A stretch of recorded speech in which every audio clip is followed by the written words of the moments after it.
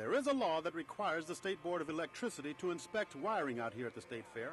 Bill Bickner, area rep, says they do find violations from time to time.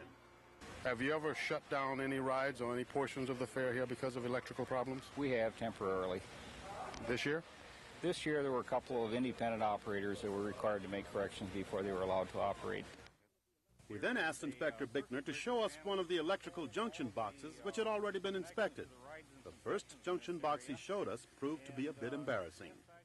I noticed this one does not have a padlock to secure the bottom half. Apparently somebody has been in there to do some repair work and that lock has not been replaced, but it will be reported to Royal American. They'll come down here and put a lock on it.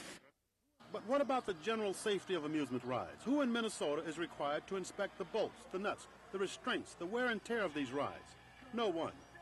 What about rides that don't have chains or guards to keep you from accidentally walking into a moving ride? Again, the answer is no one's required to look at it. Dennis Dornath, investigator with the Consumer Product Safety Commission, doesn't like that at all. That's one of our major concerns. I think at one point I heard that's where most accidents occur. People either getting on a ride or getting off a ride, stumbling off the stairs, walking in the guardrails, that type of thing. That accounts for most of the injuries. We are told the insurance companies might handle the mechanical inspections of some amusement rides here in Minnesota.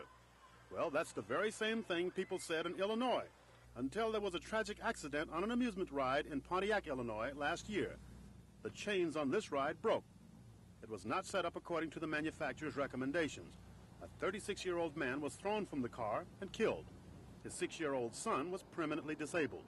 Since then, Illinois has passed a new state law requiring that all amusement rides be inspected. That law went into effect January 1st of this year, 1985.